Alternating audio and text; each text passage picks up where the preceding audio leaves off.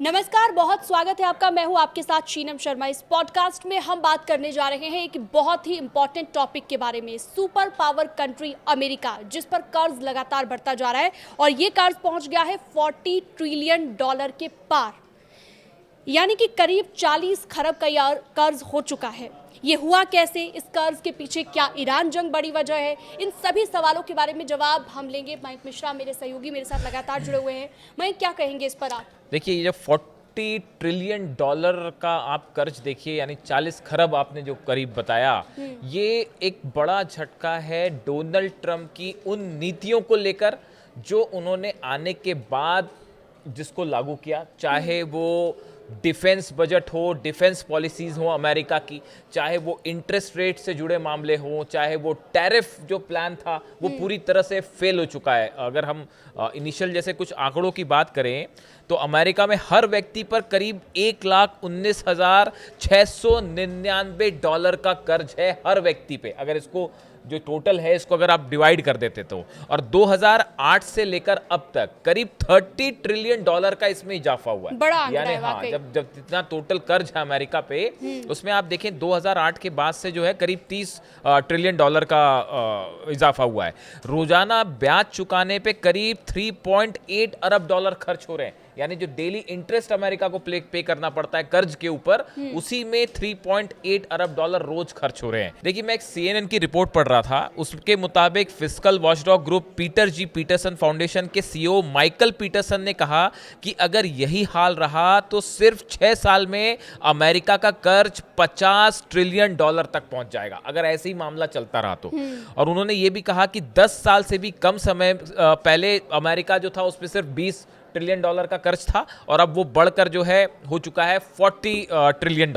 और अमेरिका वास्तव में अपनी अर्थव्यवस्था और अपने देश के भविष्य को खतरे में डाल रहा है। इस तरह के तमाम इकोनॉमिस्ट जो हैं वो अपनी राय रख रहे हैं। शीनम, बिल्कुल, देखिए ये अब सवाल ये है कि आखिर ये कर्ज जो लगातार बढ़ता जा रहा है, जो आपने बड़े बड़े आंकड़े पेश किए, इसके पीछे की वजह क्या है? बहुत सारे लोगों का अलग अलग राय है इसके बारे में, लेकिन डिफेंस की हम बात करेंगे। अमेरिका बहुत बड़ा हिस्सा खर्च करता है अपना डिफेंस के ऊपर।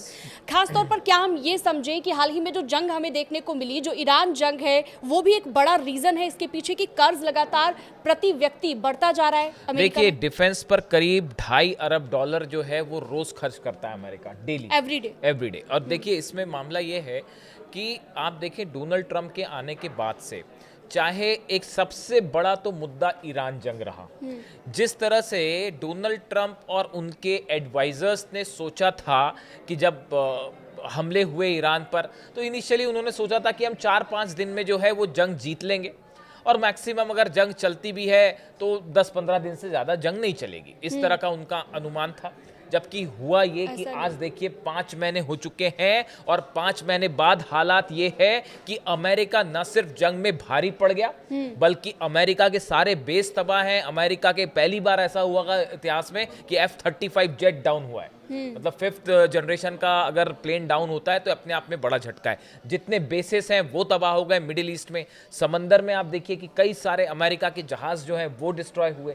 यानी इसको पूरा जो ओवरऑल बजट है, इसीलिए देखिए हाल ही में अमेरिका के रक्षा विभाग पेंटागन ने ईरान के साथ हुई जंग के खर्च और हथियारों के खाली हुए भंडारों को भरने के लिए अमेरिकी कांग्रेस से भारी भरकम बजट की मांग की है। इस युद्ध में अब तक लगभग $37.5 अरब खर्च हो चुके हैं, जिसके बाद प्रशासन ने करीब $87 अरब के अतिरिक्त फंड का प्रस्ताव रखा है। यानी आपने जो है करीब $37 अरब जो है वो खर्च कर लिए, अब उसको बढ़ा के आप कह रहे हैं कि $87 अरब और चाहिए ताकि जंग की जाए, और उसमें $67 अरब तो सिर्फ ईरान के साथ जंग के लिए मांग रहे हैं। तो देखिए हालात ये है कि जो पहला फैक्टर है अमेरिका के इस कर्ज में, वो है ईरान से करारी हार अमेरिका की डिफेंस पॉलिसी की हार है, जो फाइनेंशियल नीतियां थी उसकी हार है, जो प्रोजेक्शन था वॉर को लेकर कि इतना खर्च होगा, वो खर्च उससे कई गुना आगे बढ़ गया, और टाइम भी काफी आगे बढ़ गया। तो इस पूरे डिफेंस सेक्टर में आप देखें, और इसके अलावा सिर्फ यहाँ का सवाल नहीं है, कभी आप वेनेजुएला पर हमला करते हैं, कभी कहते हैं ग्रीनलैंड पर हमला कर दूंगा। तो ऐसे जो ये जो लिस्ट है इसमें अगर इस तरह के ऑपरेशंस अगर आप करते रहेंगे, जिनका कई कोई ऐसी अंत नहीं है। नीतियां हैं हम कह सकते हैं तो जो ये बात ट्रम्प सरकार ने डिफेंस, अपनाई, ये बात जो डिफेंस की है। रीजंस रहे, डिफेंस की हमने बात कर ली। अब बात कर लेते हैं इंटरेस्ट रेट की, क्योंकि इंटरेस्ट भी काफी लगता है जितना आप कर्ज लेते हैं और जो ब्याज अमेरिका को इस पर चुकाना पड़ता है। क्या हम ये कहें मयंक कि कर्ज भी एक बड़ी वजह है? हाँ देखिए, बिल्कुल। क्या होता है कि जब भी कोई सरकार कर्ज ले रही है कहीं से, तो उसमें आप जो इंटरेस्ट पे करते हैं, जैसे अमेरिका का ही अगर आप आंकड़ा ले तो केवल ब्याज चुकाने में ही रोज अमेरिका को 3.8 अरब डॉलर का खर्च करना पड़ रहा है। यानी एक दिन में आपने जो कर्ज ले रखा है उसको वापस करने में ही आपको रोज करीब 3.8 डॉलर का इंटरेस्ट देना पड़ रहा है, उसमें ब्याज देना पड़ रहा है। जैसे हम बैंक से कोई कर्ज लेते हैं तो जो ब्याज देते हैं, इंटरेस्ट वैसे ही 3.8 डॉलर का कर्ज देना पड़ रहा है पर डे। बढ़ते कर्ज के साथ उसका ब्याज भी सरकार के लिए बड़ी समस्या बनता जा रहा है। पुराने कर्ज पर निवेशकों को ब्याज देना पड़ता है और कर्ज बढ़ने के साथ ही यह खर्च भी बढ़ता जाता है। इससे सरकार के पास दूसरे जरूरी कामों के लिए उपलब्ध पैसा सीमित हो जाता है। दी गई जानकारी के मुताबिक committee for a responsible federal budget के वरिष्ठ नीति निदेशक मार्क गोल्डवेन ने चेतावनी दी है कि अमेरिका कर्ज के जाल में फंसता नजर आ रहा है। यानी दूसरा बड़ा फैक्टर ऑब्वियसली ये है कि अब इतना भारी भरकम आप कर्ज लेंगे तो उसमें आपको इंटरेस्ट भी पे करना होगा। हालांकि अमेरिकी गवर्नमेंट का उसमें ये कहना है कि हम जो ब्याज लेते हैं उसको हम अलग अलग क्षेत्रों में विकास के लिए लगाते हैं, तो उससे फिर हमको प्रॉफिट भी होता है। लेकिन अभी फिलहाल एक बड़ा अमाउंट जो इस कर्जे में डूबा है अमेरिका, उसकी वजह इंटरेस्ट भी है। और साथ ही देखो, हर एक सरकार की कुछ ना कुछ नीतियां होती हैं कि कर्ज को हम कैसे कम करें। ट्रम्प सरकार की अपनी नीतियां हैं। हाँ, उन नीतियों की अगर हम बात करें तो कौन कौन सी नीतियां सरकार ने ऐसी अपनाई जो फेल हो गई, जिसकी वजह से हम कह सकते हैं कि ये कर्ज जो कम होना चाहिए था वो बढ़ता चला गया? बिल्कुल। देखिए, जब ये ट्रम्प सत्ता में आए थे, पावर में आए थे, तो उन्होंने एलन मस्क के नेतृत्व में जो है एक सरकारी दक्षता विभाग बनाया था। इसका लक्ष्य सरकारी खर्च में $1 खरब तक की कटौती करना था। इस उद्देश्य से उन्होंने ये कमेटी बनाई थी, विभाग बनाया था, और उसमें एलन मस्क जो है उनको इसकी जिम्मेदारी दी गई थी। हालांकि जो इसके जो डिटेल्स सामने आए हैं वो इस पूरा जो कमेटी बनाई गई और उसका हेड बनाया गया एलन मस्क को, इन्होंने तमाम कोशिशें की, लेकिन जो टारगेट लेके चल रहे थे वो पूरा नहीं हो पाया और वो उससे काफ़ी पीछे छूट गए। और देखिए, एक और इसकी बड़ी वजह ये भी है कि एक तो अभी मिड टर्म पोल्स होने हैं अमेरिका में, और उसमें ऑलरेडी डोनाल्ड ट्रम्प जो है उनकी लोकप्रियता बहुत तेजी से घटी है। ईरान जंग से उनको बड़ा झटका लगा है। पूरी दुनिया ने ये पहली बार महसूस किया कि अमेरिका जो है अरब देशों को की रक्षा नहीं कर सकता। ईरान की मिसाइल्स के सामने अमेरिका जो है वो एकदम कमज़ोर दिखाई दिया। उसका जो कवर अप था खासतौर पर अरेबियन कंट्रीज़ का, वो ब्लोन अप हो गया। जॉर्डन में हमले हुए, बहरीन में, कुवैत में, खासकर इन 3 जगह पर पूरी तरह से जो है पेट्रियट सिस्टम, थाट सिस्टम वो तबाह हो गए। ऐसे में ये बड़ा झटका था अमेरिका के ओवरऑल एक्सपेंडिचर को लेकर, जो इकोनॉमिक पॉलिसीज बनी है उसको लेकर।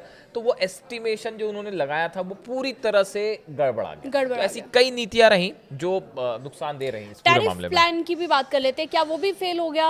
एक रीजन हम ये भी मानकर चल सकते हैं कि कर्ज बढ़ने के पीछे? देखिए, अब टैरिफ का सवाल ऐसा है, टैरिफ एक ऐसी चीज है जिसको लेकर डोनाल्ड ट्रंप ने जितने बदलाव किए अमेरिका की नीति में, वो उससे ज्यादा बदलाव आपको पूरी दुनिया में किसी भी प्रेसिडेंट के इतिहास या किसी भी प्राइम मिनिस्टर की पॉलिसी को लेकर देखने को नहीं मिलेंगे। डोनाल्ड ट्रंप अब उन्होंने एक नया, जो अभी इस समय जो सबसे ज्यादा चर्चा में है, कि रशिया से अगर आप तेल खरीद रहे हैं तो आपके ऊपर जो है वो 100% टैरिफ 5 देशों पर लगाने जा रहे हैं वो, जिसमें भारत भी शामिल है, जिसमें चाइना भी शामिल है, और 31 तारीख को उस पर चर्चा होनी है अमेरिकी संसद में। तो अब देखिए, कुल मिला के मामला ये है कि कभी वो कहते हैं कि कभी चाइना पर टैरिफ लगा देते हैं और कहते हैं कि साहब अब इतना टैरिफ लगेगा, कभी वो भारत पर टैरिफ लगा देते हैं। कई देशों पर उन्होंने टैरिफ पॉलिसी लगाई, लेकिन उसका नतीजा क्या हुआ कि सुप्रीम कोर्ट ने इन टैरिफ को अवैध घोषित कर दिया। इसके बाद अमेरिका को इन कंपनियों को करीब $160 अरब वापस करने पड़े। यानी जो टैरिफ्स लगाए थे इन्होंने, जब सुप्रीम कोर्ट ने, अमेरिका की कोर्ट ने उसको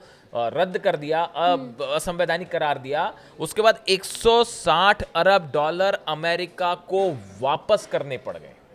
तो ये एक बड़ा झटका था। इसीलिए अगर आप देखें कि जो टैरिफ प्लान था डोनाल्ड ट्रंप का, वो टैरिफ को लगाते हैं, कब लगा देंगे और अगले 2 दिन बाद उसको कम कर देंगे, वापस कर, कोई भरोसा नहीं। तो उनकी ये कंसिस्टेंट पॉलिसी ना होने के कारण टैरिफ प्लान जो था और देखिए जिस तरह से उन्होंने टैरिफ लगाए, ईरान अक्सर इस बात को कहता है कि ये आपने एक तानाशाही रवैया अपनाते हुए जो है वो टैरिफ लगा दिया, आज इस पे टैरिफ, कल उस पे टैरिफ। भाई अमेरिका में एक प्रोसीजर है टैरिफ लगाने का, संसद से आपको परमिशन लेनी पड़ेगी, अब जो नियम कायदे हैं उनको फॉलो करना पड़ेगा, इसीलिए सुप्रीम कोर्ट ने उसे रद्द कर दिया। तो जो पैसा जुटाने का टैरिफ प्लान था वो पूरी तरह से फेल हो गया, और इससे कंट्रीज के साथ रिलेशन जो खराब हुए वो अलग रहा, बिल्कुल। तो वो चलिए ठीक है, तो हमने आपको इस पॉडकास्ट के जरिए ये बताया कौन कौन से रीजन रहे और अमेरिका पर किस तरह से कर्ज लगातार बढ़ता जा रहा है। इस तरह की और खबरों के लिए, इंटरनेशनल न्यूज के लिए आप हमारे साथ बने रह सकते हैं। फिलहाल दीजिए इजाजत, नमस्कार। Thank you.